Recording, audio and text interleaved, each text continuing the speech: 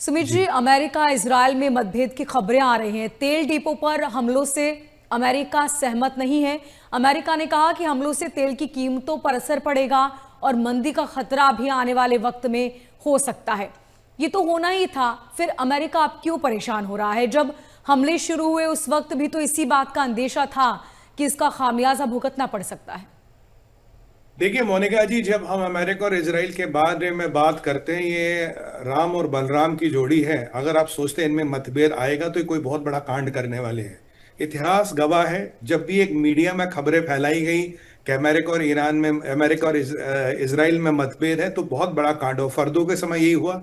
इस युद्ध जब शुरू होना था तब यही हुआ कि भाई बेंजामिन नेतन्याहू अमेरिका गए, ट्रंप से उनकी बात नहीं बनी, वो लौट आए। और मैंने आपको कहा था इनमें कोई मतभेद नहीं है। देखिए कहानी क्या है, कहानी सिंपल इतनी सी है, जो इजराइल कर रहा उससे ईरान की अर्थव्यवस्था खत्म हो रही, ईरान की तेल बेचने की क्षमता को खत्म करना चाहता है। 30 जगह हैं जो आइडेंटिफाई की है, 3 या 4 को उन्होंने निशाने पे लाया, अभी 25-26 बाकी है। 3-4 में ही ईरान ने क्या किया, देखिए ईरान में मुश्तबा बन गए। मुश्तबा के बनने के बाद उन्होंने कहा जी फिर हम हमला करेंगे, फिर हम ये करेंगे वो करेंगे। कल रात को एक बड़ा हमला उन्होंने इसराइल पे किया। इसराइल में कल रात को कोई नुकसान नहीं हुआ। उसके 10.5 घंटे तक एक भी मिसाइल इसराइल पे नहीं चलाई गई। 10.5 घंटे बाद एक मिसाइल मिसाइल चलाई गई। अभी कुछ देर पहले एक मिसाइल चली जिसमें क्लस्टर बॉम्ब निकलते हैं, यानी कि एक मिसाइल फटती है और उसमें से आप ये मानिए छोटे छोटे हैंड ग्रेनेड निकलते हैं। मतलब मैं आसान शब्दों में समझाने का प्रयास कर रहा हूं। और जहां वो गिरेंगे वहां वो फटते हैं। तो उससे 2 लोगों की मृत्यु हो गई है और 2-3 लोग काफी गंभीर हो गए, जिससे इजरायली जो मरने वालों की संख्या करीब करीब आपकी 15 पहुंच गई। पर पूरी रात ये कर क्या रहे थे? अब देखिए, अमेरिका पे हमला किया नहीं, इसराइल पे हमला किया नहीं, इन्होंने हमला किया कुवैत पे, इन्होंने हमला किया सऊदी अरबिया पे, और इन्होंने दबा के हमला किया कल बहरीन पे।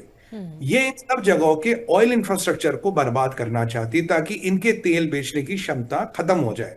अब अगर आप आईआरजीसी के ऑफिशियल स्पोक्स पर्सन का वक्तव्य सुने, वो कहता है कि भाई हम तो इनकी तेल बेचने की क्षमता इसलिए खत्म करें ताकि तेल की कीमतें ऊपर चढ़े और दुनिया त्राही त्राही बोले। कहानी वो है ही नहीं। कहानी ये है कि ईरान पूरे मिडिल ईस्ट को ले डूबने के चक्कर में, पूरे मिडिल ईस्ट की तेल की ऐसी तैसी कराने के चक्कर में, अभी ऑयल का बैरल 112-113 डॉलर पर बैरल जा रहा है। अभी का प्राइस मैं आपको बता रहा हूं, अभी मैं देख ही रहा था शो से पहले। ये तो बढ़ गया है। ट्रंप का सुने तो ट्रंप कह रहे यार ये टेम्पररी, कुछ दिनों बाद ये कीमतें वापस आएंगी। देखिए होगा क्या, होना सिंपल एक बात है। ईरान आसपास के लोगों को ठोक रहा है, इसराइल ईरान को ठोक रहा है। अमेरिका को कहता जी हमें तो पता नहीं, हमसे तो आपने पूछ के ये किया नहीं। पर क्या अमेरिका ने इसराइल को रोका? क्या अमेरिका इसराइल को रोकने के आदेश नहीं दे सकता? ट्रंप चाहे तो बेंजामिन नेतन्याहू आज रुक जाए, क्यों नहीं रोक रहे? देखिए अल्टीमेटली जब मिडिल ईस्ट का तेल बर्बाद होगा, अभी दुनिया में सबसे ज्यादा तेल किसके पास है? डोनाल्ड ट्रंप के पास। 55% दुनिया का तेल किसके पास है? डोनाल्ड ट्रंप के पास। और अगर मैं अपने हाइपोथेसिस में एक लाइन जोड़ूं, आज डोनाल्ड ट्रंप ने अपने कट्टर दुश्मन मार्क कार्नी से बात की। मार्क कार्नी से क्यों बात की? अल्बर्टा में तेल है। तो अगर मैं अल्बर्टा और डोनाल्ड ट्रंप का तेल जोड़ूं तो 65% तेल अभी उनके पास है, बाकी हमारे भाई पुतिन के पास है। तो धीरे धीरे इस्लामिक दुनिया तेल के मार्केट से साफ होती जा रही है। और ये ऊपर नेतन्याहू और ट्रंप नाटक करते रहेंगे, मैंने नहीं कहा, उसने भी नहीं पूछा, मेरे मतभेद है, नाराजगी। पर नीचे देखिए ना, हाथ सुपड़ा साफ हो रहा है। अभी जब हम बहरीन की बात करें, जो बैपको की सबसे बड़ी रिफाइनरी है, उस पे उन्होंने फोर्सी मेजर वाला क्लॉज लगा दिया कि भाई हम अब तेल नहीं बेच पाएंगे। ठीक है जी। अबू धाबी की के स्टोरेज को इन्होंने टारगेट किया, इन्होंने सऊदियों को टारगेट किया, अब बचा कुवैत, कुवैत को ये टारगेट कर रहे हैं। तो माई जो सबसे बड़े ऑयल प्रोड्यूसिंग नेशंस हैं मिडिल ईस्ट में, एक एक करके हर एक को टारगेट करे। भी इन्होंने इराक को टारगेट नहीं किया, इराक पे कोई बड़ा हमला इन्होंने नहीं किया। तुर्किया को किया, अजरबैजान को किया। अब देखिए मोनिका जी, सीधी सी गणित है, जियो पॉलिटिक्स जियो इकोनॉमिक्स से ड्रिवन होती है, या कोई किसी का दोस्त नहीं होता। अगर मिडिल ईस्ट से तेल नहीं आएगा तो तेल कहां से आएगा? तेल आएगा रूस से, तेल आएगा अमेरिका से, तेल आएगा कनाडा से, तेल आएगा क्रिश्चियन ब्लॉक से। यानी कि इस्लामिक ब्लॉक से तेल हट रहा, क्रिश्चियन ब्लॉक की ओर जा रहा है। और ये सारी कहानी है। अब मुझे समझ नहीं आ रहा कि ईरानी इन पे ऑयल फैसिलिटीज पे हमला क्यों कर रहे हैं। और वैसे भी ऑयल फैसिलिटीज पे हमला करके आप मिडिल ईस्ट की अर्थव्यवस्था को परमानेंट सेटबैक दे रहे हो, परमानेंट बात लगा रहे हो। आप देखिए ट्रंप इतना कॉन्फिडेंटली क्यों कह रहा है कि जी फिलहाल तेल की कीमतें बढ़ेगी, बाद में घटेंगी। और याद कीजिए, ट्रंप ने और अमेरिका ने ऑफिशियली कहा 100 million barrels of oil, 100 million barrels of oil. Bharat दिन में लगभग लगभग एक मिलियन बैरल इंपोर्ट करता है।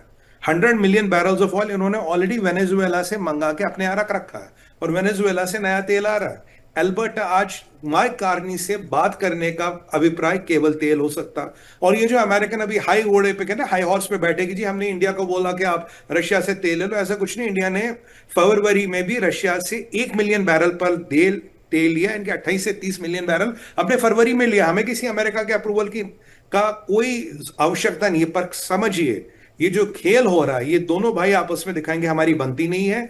एक भाई काम करेगा, दूसरा कहेगा मैंने तो देखा नहीं। इतने में ईरान सबकी ऐसी तैसी करेगा, अमेरिका इंटरवीन नहीं करेगा। देखिए, अमेरिका ने ना इंटरसेप्टर दिए, ना अमेरिका इंटरवीन करा, ना अमेरिका कुछ बोल रहा। अमेरिका का, अगर आप पीट हेक्सेथ को केयरफुली सुने, वो कह रहा भाई आपको जहाज निकालने पड़ेंगे मोहम्मद बिन सलमान साहब, शेख अल नयान साहब, आपको जहाज निकालने पड़ेंगे, ईरान पे हमला करने पड़ेगा। इनकी समस्या है यार, अगर हमने जहाज निकाली, हमने ईरान पे हमला किया, तो हमें तो कहेंगे यहूदियों के साथ तुम हो, तुम काफिरों के साथ मिलकर मुसलमानों पे हमला कर रहे हो। और अगर वो हुआ तो ओपेक गया, ओपेक गया तो ओआईसी गया, ओआईसी गया। जो तेल के मार्केट में हमारी पकड़ है वो धीरे धीरे गई। पर सवाल ये है मोनिका, अगर ये हफ्ता 10 तक और कुछ नहीं करेंगे तो ये ना ओपेक रहेगा, ना ओआईसी रहेगी, ना अर्थव्यवस्था बचेगी। इनको अटैक करना पड़ेगा ईरान पे। ये ओपेक और ओआईसी को बचाने के लिए अटैक नहीं करना चाहते। पर अभी देखिए, सऊदियों का भी स्टेटमेंट आ गया जी, हमारे धैर्य की सीमा पार हो गई है। यूएई वालों के धैर्य की सीमा भी पार हो गई है। अब ईरान का मिसाइल कहां चल रहा है? ईरान का मिसाइल वहां चल रहा है जो कमजोर मुल्क है। कुवैत का एयर डिफेंस इतना पावरफुल नहीं है, बहरीन का एयर डिफेंस इतना पावरफुल नहीं, उन पे ये मिसाइलें चला रहे। यूएई का ठीक ठाक है, कतर का ठीक ठाक है, वहां इतनी मिसाइलें नहीं चला रहे। मुझे बताइए क्या कारण है कि पिछले 24 घंटों में इजराइल पे गिनती की कुछ मिसाइलें गई है, जबकि आसपास के सब मुसलमान देशों की रिफाइनरियों पे, ऑयल स्टोरेज फैसिलिटियों पे दबा के मिसाइलें और ड्रोन जा रहे हैं। तो आप समझिए गेम प्लान क्या। अगर मैं ट्रंप होऊंगा या अगर मैं पुतिन हूं, मैं तो चुपचाप तमाशा देखूंगा। मेरे लिए तो व्यापार बढ़ रहा। पुतिन साहब हमारे खुश है, $45 प्रति बैरल तेल बेचते थे जब नॉर्मल तेल का प्राइस $55-60 होता था। आज $113 प्राइस हो गया, तो मैं भी 70-75 में तो बेच ही सकता हूं। मुझे क्या तकलीफ है? अमेरिका के पास इतना तेल बढ़ा, वो बेच देगा। भाई जब तेल की कीमतें मार्केट में बढ़ेंगी, जिसके पास रेडीमेड तेल होगा फायदा उसका है, जिसकी रिफाइनरी चल रही फायदा उसका है। जिसके पास भाई रेडीमेड तेल है वो बेचेगा, वो कमाएगा। इसलिए मैं पहले से आपको कह रहा था, ना अमेरिका इंटरवीन करेगा, ना रशिया इंटरवीन करेगा, ना कनाडा इंटरवीन करेगा। हाँ, औपचारिकता के लिए सब जरूर बोल देंगे, जैसे पुतिन साहब ने मुश्तबा खामेनी को बधाइयां दी। ये तो एक राजनीतिक औपचारिकता है। पर क्या पुतिन बीच में कूदे? क्या पुतिन ने हथियार भेजे? क्या पुतिन ने अपनी नेवी भेजी? नहीं भेजी। क्या चाइना ने भेजी? नहीं भेजी। सवाल ये है। तो ये कहानी फिलहाल मोनिका जी ऐसी चलती रहेगी। अगर मिडिल ईस्ट के देशों को अपनी साख बचानी, अपनी अर्थव्यवस्था बचानी है, मिडिल ईस्ट को बचाना, जहाज निकालने पड़ेंगे। और मोहम्मद बिन सलमान साहब, आप तो कह रहे थे आपको F-35 चाहिए, तो F-16 पड़े हैं ना आपके पास। ईरान ने 25 बार आप पे हमला कर लिया, पहले F-16 तो निकालिए। जब F-16 से ईरान को ठोकिएगा, फिर F-35 भी मांग लेना। तो आपने तो यही कहा था ना कि भाई आपको जहाज ईरान के अगेंस्ट चाहिए। अब ईरान आप पे हमला कर, आप जहाज क्यों नहीं निकाल रहे? आप अपनी एयरफोर्स को क्यों नहीं कह रहे भाई हमला करो?